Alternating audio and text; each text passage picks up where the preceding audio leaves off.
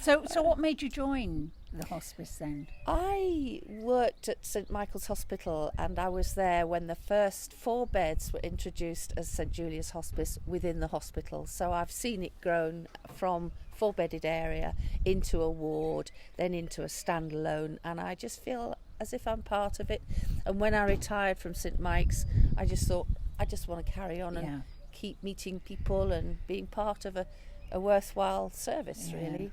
Yeah. And sort of hopefully help people that are less fortunate than myself. At times of crisis. Yeah. Because that's really why I joined. I'd moved down to the area and I'd done a lot of work in cancer care in a bespoke centre basically, and I wanted to do the same thing, working front end with people who are facing the treatment and with their families and children and all that sort of thing.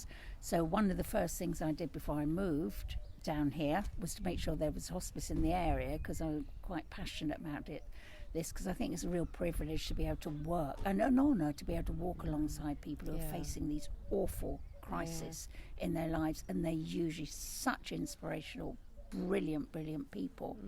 So I really joined to do that.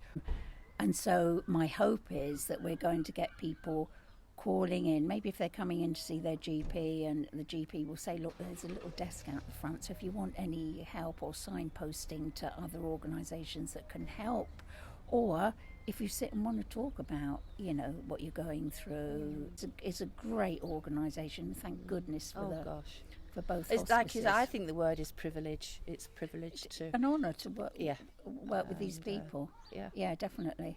Yeah. So, yes, and if anybody wanted to join, I think based on what we've just said, I think I'd say to them, look at what the hospice offers, what they're potentially going to offer, and sort of find a niche that gives you something as well as being able to give. It's just so warming to read comments that relatives have left, or even the people who are dying, have got an opportunity, and it's just brings goosebumps. It's just fantastic. I think people are always at their best when they're facing these sorts of crises, and they're so inspirational. I've made a lot of friends that I keep up with. I moved from Cheltenham, made a lot of friends that I keep up with who are still alive, and we still talk, and because they have become friends, And it's not an unhappy place either. It's amazing. We've had weddings, haven't we? Yeah. Parties. Yeah. It's amazing. Yeah. And people like to talk about anything. People talk about motorbikes and, the state of the universe. I'm learning a lot. Good. So, it's working with these people. It's a, privilege, really.